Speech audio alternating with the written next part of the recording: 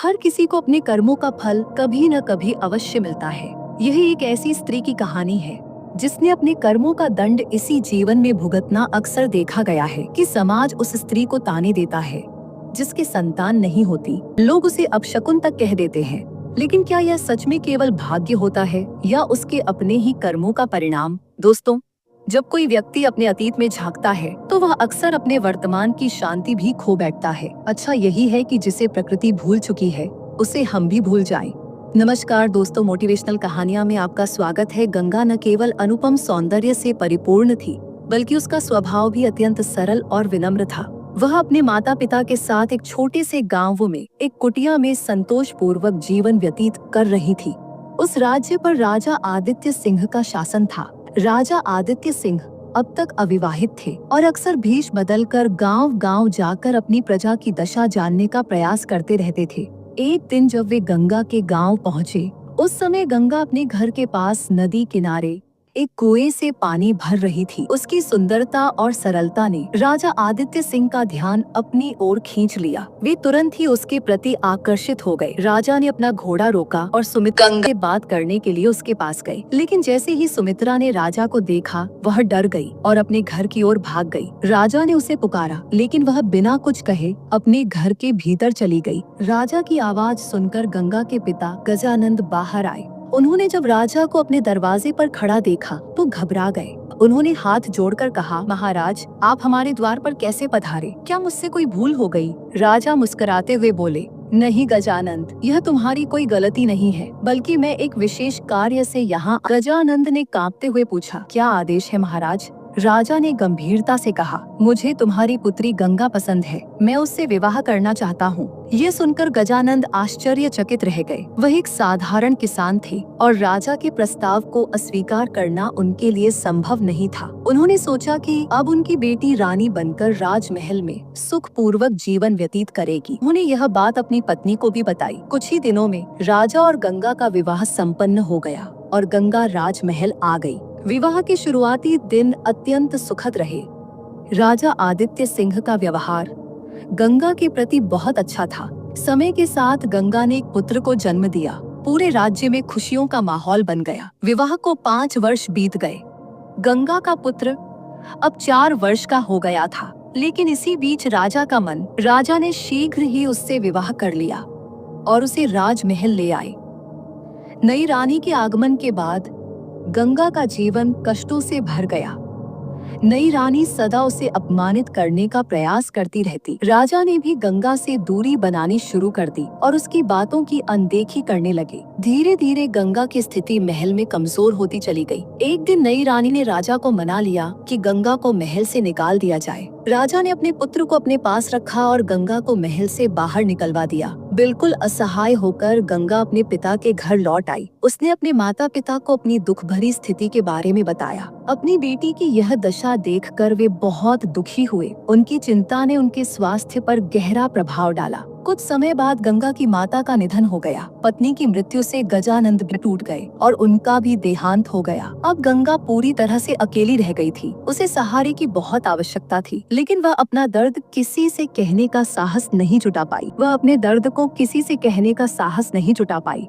अकेलेपन ने उसे भीतर से तोड़ दिया था। कहा जाता है कि विपत्ति के समय धैर्य ही मनुष्य का सबसे बड़ा सहारा होता है। इन्हीं दिनों एक ऊंट व्यापारी बलबीर, जो पहले भी गंगा के घर आया करता था, अब अक्सर उसके घर आने लगा। वह गंगा से सहानुभूति जताने लगा और उसकी देखभाल का ढोंग करने लगा। पहले से ही अकेली और टूटी हुई गंगा को उसकी बातों पर विश्वास होने लगा। कुछ समय बाद बलबीर ने गंगा को विवाह का प्रस्ताव दिया। सहारे की तलाश में भटक रही गंगा ने उसका प्रस्ताव स्वीकार कर लिया। दोनों पति पत्नी की तरह साथ रहने लगे। बलबीर ऊंटों का व्यापारी था और हर साल ऊंटों के मेले में जाया करता था। एक दिन उसने गंगा से कहा, तुम हमेशा घर में रहती हो, इस बार मेरे साथ ऊंटों के मेले में चलो, वहाँ का मेला बहुत सुंदर होता है। गंगा ने सोचा कि बाहर जाने से उसका मन बदल जाएगा और उसने मेले में जाने का निर्णय ले लिया। दोनों मेला देखने पहुँच गए। बलबीर ने गंगा को मेला घुमाया और दिखाया कि वह बहुत खुश है, लेकिन उसके मन में एक गहरी साजिश चल रही थी। उसने ऊंटों के साथ साथ गंगा को भी बेच दिया। गंगा को इस बात की जरा भी भनक नहीं थी। बलबीर ने गंगा को ऊंटों के पास बैठाकर कहा, तुम यहीं थोड़ा आराम करो, मैं अभी आता हूँ। ये कहकर वह वहाँ से चला गया। कुछ देर बाद कुछ व्यापारी आए और गंगा को ऊंटों के साथ जबरदस्ती ले जाने लगे। गंगा घबरा गई और चिल्लाने लगी, मुझे कहाँ ले जा रहे हो? लेकिन व्यापारियों ने उसकी आवाज दबाने के लिए उसे बेहोश कर दिया। जब गंगा को होश आया तो उसने खुद को एक अनजान जगह पर पाया। वह एक कमरा था। उस जगह की मालकिन ने गंगा से कहा, अब तुम यहीं रहोगी। हमने तुम्हें खरीदा है, तुम्हें यहाँ लाया गया है। तुम्हें अब नाचना होगा और लोगों की इच्छाएं पूरी करनी होंगी। इसके बदले में तुम्हें खाना, कपड़ा और सिर छुपाने की जगह मिलेगी। गंगा ने गुस्से में कहा, मैं ये सब कभी नहीं करूंगी। मालकिन ने ठंडे स्वर में जवाब दिया, अगर तुमने मेरी बात नहीं मानी तो तुम्हें भूखा रखकर मार दिया जाएगा। तुम्हारे पास और कोई रास्ता नहीं है। गंगा ने बहुत विरोध किया, लेकिन उसकी कोई नहीं सुनता था। धीरे धीरे अत्याचार और भूख ने उसकी हिम्मत तोड़ दी और मजबूरी में उसे वेश्यालय में काम करना पड़ा। अपने मन के विरुद्ध अब गंगा का जीवन अंधकार में डूब गया था। हर दिन वह अपने भीतर का दर्द छुपाकर जीने को मजबूर थी। एक दिन गंगा फूट फूट कर रो रही थी। वह खुद से सवाल करने लगी, आखिर मैंने कौन सा ऐसा पाप किया है कि मेरे जीवन में केवल दर्द और अपमान ही आए? दोस्तों, कहा जाता है कि अच्छे हो या बुरे, कर्म अपना फल अवश्य देते हैं। इसलिए हमेशा अच्छे कर्म करने चाहिए। कुछ देर बाद वेश्यालय की मालकिन गंगा को देखने आई। उसे लगा कि शायद किसी राजकुमार ने गंगा को कोई कीमती उपहार दिया होगा। लेकिन जब वह कमरे में पहुंची तो उसने गंगा को बहुत उदास और रोते हुए पाया।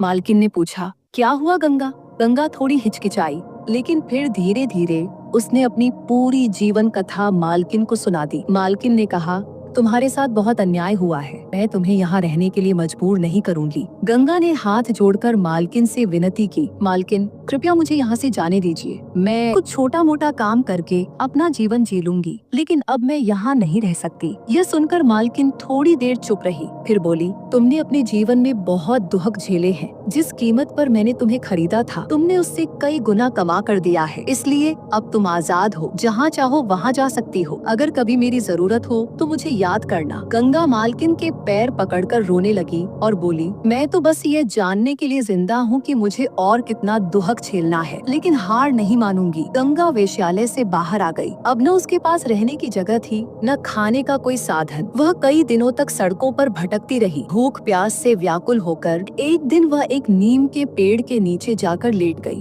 उसकी हालत इतनी खराब हो गई थी कि रास्ते के कुत्ते तक उसके चेहरे को काटने लगे, लेकिन गंगा को इसका कोई होश नहीं था। उसी समय एक दयालु महिला जो दूध और मट्ठा बेचती थी वहाँ से गुजर रही थी। जब उसने गंगा की यह हालत देखी तो उसका दिल पसीज गया। उसने कुत्तों को भगाया और गंगा को उठाया। उसने पूछा, बहन तुम कौन हो और इस हालत में कैसे हो गई? लेकिन गंगा का गला सूख चुका था और वह कुछ भी बोल नहीं पा रही थी। महिला ने तुरंत अपना गिलास निकाला और उसमें दूध भरकर गंगा को पिलाया। गंगा ने थोड़ा दूध पिया, कुछ दूध उसके मुंह से गिर भी गया। महिला बोली, मेरे साथ घर चलो, वहाँ नहाना, खाना और आराम करना। तुम इस हालत में यहाँ नहीं रह सकती। गंगा कुछ नहीं बोली, लेकिन महिला ने ठान लिया कि वह उसका सहारा बनेगी और उसे अपने घर ले गई। महिला गंगा को अपने घर लाई, उसे नहलाया, अच्छे कपड़े पहनाए और खाना खिलाया। धीरे धीरे गंगा को होश आने लगा। महिला ने प्यार से पूछा, बहन अब बताओ तुम कौन हो और तुम्हारे साथ क्या हुआ? गंगा ने सिर झुका लिया और अपनी पूरी कहानी बताने में झिझक रही थी, लेकिन महिला के प्यार और सहानुभूति ने उसका दिल खोल दिया और उसने महिला को अपने जीवन के सारे दुख सुना दिए। महिला की आंखों में आंसू आ गए और वह बोली,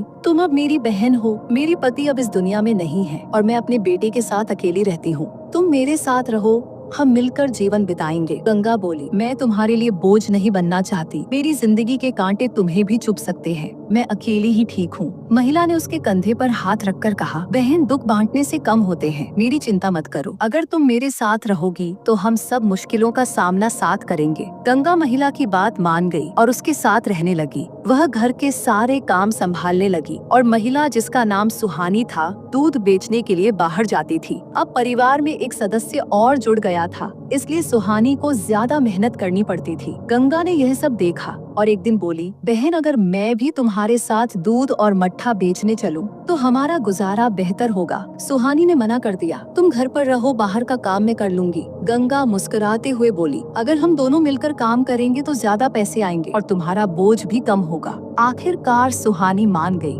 अब दोनों मिलकर काम करने लगी। बच्चे को स्कूल भेजकर दोनों दूध बेचने जाती और जब तक सुहानी वापस आती गंगा घर के सारे काम निपटा लेती। इस तरह 3 महीने बीत गए। एक दिन सुहानी दूध बेचने जा रही थी, तभी रास्ते में उसका संतुलन बिगड़ा और दूध का घड़ा गिरकर टूट गया। वह जमीन पर बैठ गई और रोने लगी। अब क्या करूं? सारा दूध बर्बाद हो गया। गंगा ने उसे सांत्वना दी। बहन, दूध के लिए क्यों दुखी हो रही हो? मेरा तो पूरा जीवन बर्बाद हो गया, फिर भी मैं खड़ी हूँ। चलो घर चले। सुहानी ने पैर में चोट की शिकायत की। गंगा ने उसे सहारा देकर घर पहुँचाया और हल्दी तेल लगाकर पट्टी की। अब सारा काम गंगा ने अकेले संभाल लिया, क्योंकि सुहानी की चोट ठीक नहीं हो रही थी। 1 हफ्ता बीत गया, लेकिन जख्म बढ़ता ही गया। अब सुहानी का शरीर भी कमजोर होने लगा। गंगा ने दिन रात उसकी सेवा की, बच्चे की देखभाल की और बाहर का काम भी संभाला। धीरे धीरे 6 महीने बीत गए। एक दिन सुहानी की हालत और बिगड़ गई और उसने अंतिम सांस ली। यह गंगा के लिए बहुत बड़ा सदमा था।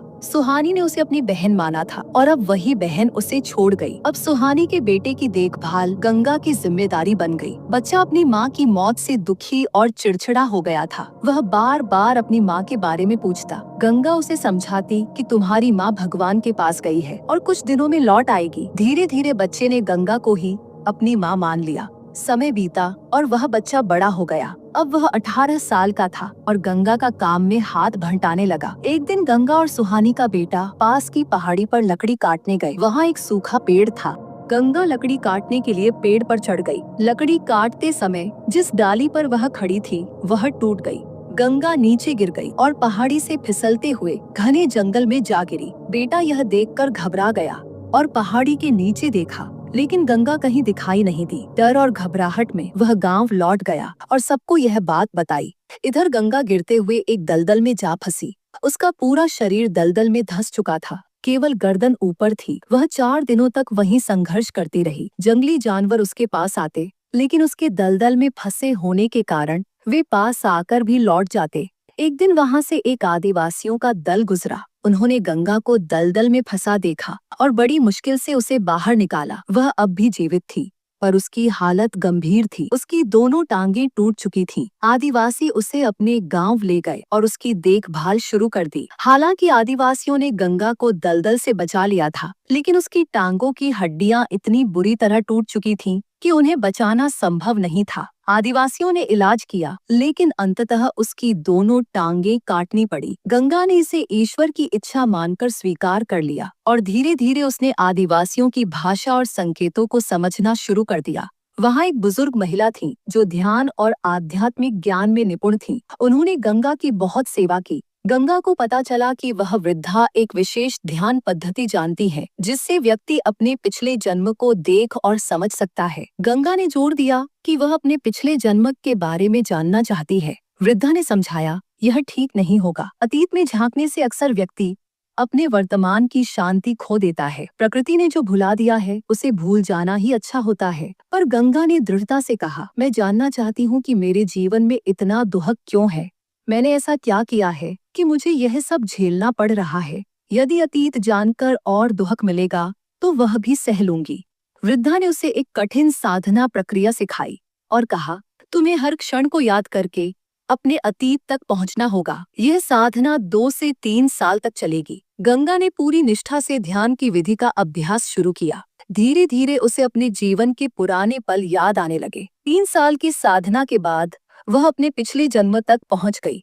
उसने देखा कि उसका नाम संतरा था और वह एक साधारण परिवार की सदस्य थी। उसके जीवन का सबसे बड़ा दुख यह था कि उसे संतान का सुख नहीं मिला। इसी कारण वह गहरे मानसिक अवसाद में चली गई। गांव के लोग उसे ताने देते थे और यह स्थिति उसे भीतर से तोड़ने लगी। अपने दुखों से भागने के लिए संतरा ने एक साधु के कहने पर कुछ विशेष अनुष्ठान करने शुरू किए। उसे विश्वास दिलाया गया कि इन अनुष्ठानों से उसके जीवन में संतान का सुख आ जाएगा। उसे बताया गया कि अगर वह 10 बच्चों की बलि दे तो उसे संतान प्राप्त हो सकती है। संतरा ने वही किया। उसने गाँव के 10 बच्चों को चुराकर मार डाला। वह स्वयं संतानहीन थी और एक तांत्रिक के धोखे का शिकार हो गई थी। लोग उसका चेहरा तक देखना नहीं चाहते थे और वह इस बात से जल भुन जाती थी। संतान न होने का दुहक और लोगों का व्यवहार उसे मानसिक रूप से असंतुलित बना गया। उसने देखा कि जिन घरों से उसने बच्चे उठाए थे उनमें से कुछ घर बर्बाद हो गए थे और कुछ अब भी संतानहीन थे, लेकिन वे लोग अब बूढ़े हो चुके थे और अब भी उसे कोसते रहते थे। उसकी मृत्यु के बाद भी लोगों की बद्दुआओं से उसकी आत्मा को शांति नहीं मिली। वह देखती रही कि किस किस का जीवन उसने नष्ट किया। अब वह पहले से भी ज्यादा दुखी हो गई थी। वह अपने पुराने शरीर में लौट नहीं सकती थी क्योंकि अब उसका जीवन नया रूप ले चुका था और उसे उस वृद्ध आदिवासी महिला ने बचाया था, लेकिन अब उसके लिए पहले जैसा जीवन जीना असंभव था। गंगा को एहसास हुआ कि उसका अतीत ही उसके वर्तमान कष्टों का कारण है। उसने सोचा, अगर मैंने अपना अतीत नहीं देखा होता तो मेरा मन शांत रहता। वृद्धा सही कह रही थी कि प्रकृति ने जो भुला दिया है उसे भूल जाना चाहिए। अब गंगा अपने किए का प्रायश्चित करना चाहती थी। उसी गांव में एक तांत्रिक आया था जो भटकती आत्माओं को वश में कर सकता था। तांत्रिक ने अपने तंत्र मंत्र के जरिए आसपास की आत्माओं को वश में करना शुरू कर दिया। जब तांत्रिक ने गंगा की आत्मा को महसूस किया तो उसने उसे भी अपने नियंत्रण में ले लिया। तांत्रिक उन आत्माओं का उपयोग अपने स्वार्थी कामों के लिए करता था। जब गंगा की बारी आई तो वह रो पड़ी और तांत्रिक से बोली, मैंने अपने जीवन में पहले ही बहुत पाप किए हैं, कृपया मुझसे और कोई बुरा काम मत कराओ। गंगा ने तांत्रिक को अपनी पूरी कहानी सुनाई और उससे प्रार्थना की, कृपया मुझे यहाँ से मुक्त करो और मेरे शरीर में वापस लौटने का कोई उपाय बताओ। तांत्रिक ने कहा, तुम्हें देखकर मुझे दया आ रही है, इसलिए मैं तुम्हें और कोई काम नहीं दूंगा, लेकिन मेरे पास ऐसा कोई ज्ञान नहीं है जिससे मैं तुम्हें तुम्हारे शरीर में वापस भेज सकूं। यह सुनकर गंगा बहुत निराश हो गई और फिर से भटकने लगी।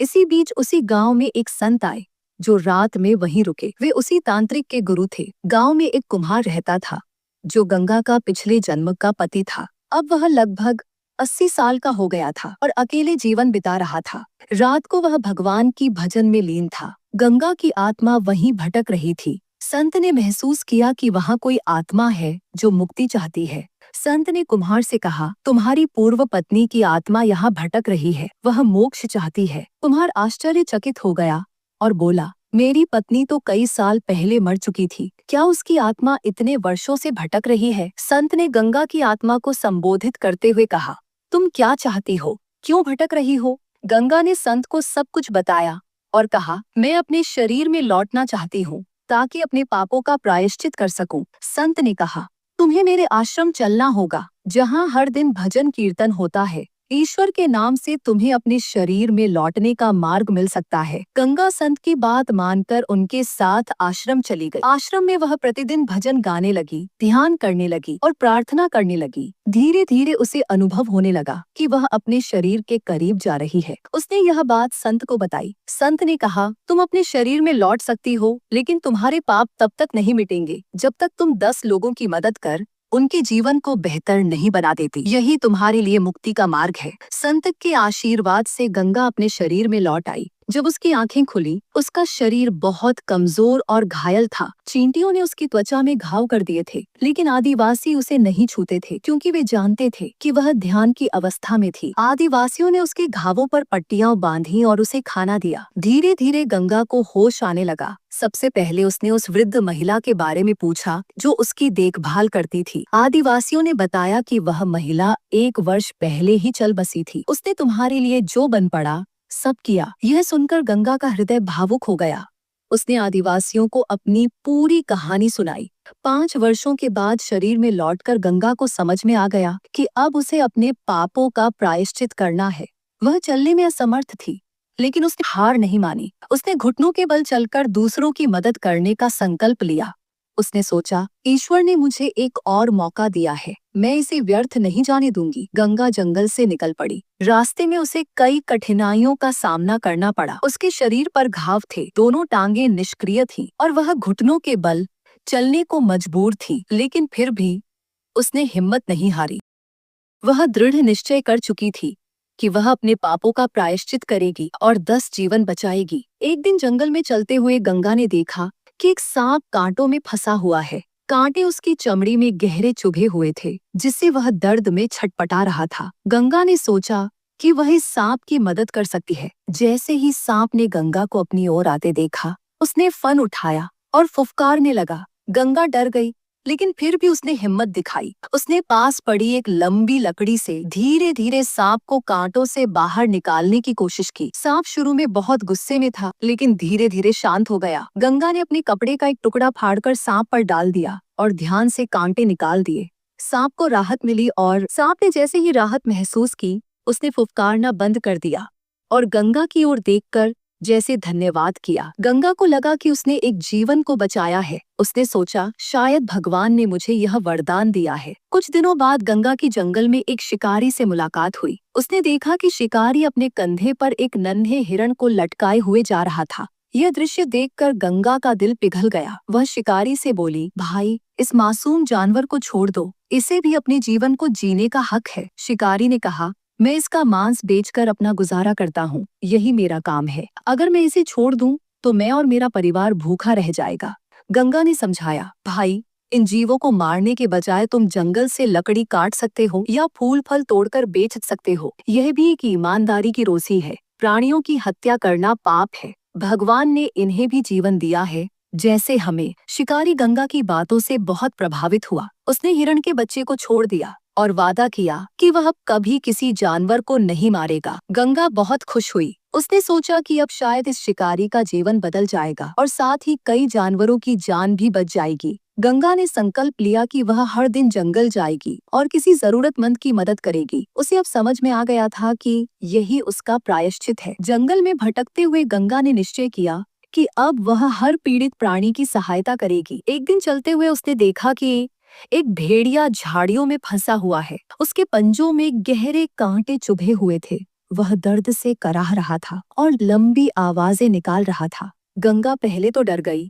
वह थोड़ी दूरी पर बैठकर भेड़िए को देखने लगी। भेड़िया भी उसे देख रहा था। कुछ समय बाद भेड़िए ने अपनी आवाज धीमी कर दी और उसे ऐसे देखने लगा जैसे कह रहा हो, मैं तुम्हें नुकसान नहीं पहुंचाऊंगा, मेरी मदद करो। गंगा ने धीरे धीरे अपने डर पर काबू पाया और साहस करके भेड़िए के पास गई। कांपते हाथों से उसने धीरे से भेड़िए के सिर पर हाथ रखा। भेड़िया बिल्कुल शांत था। गंगा ने उसके पंजों से कांटे निकाल दिए। भेड़िए को तुरंत राहत मिली।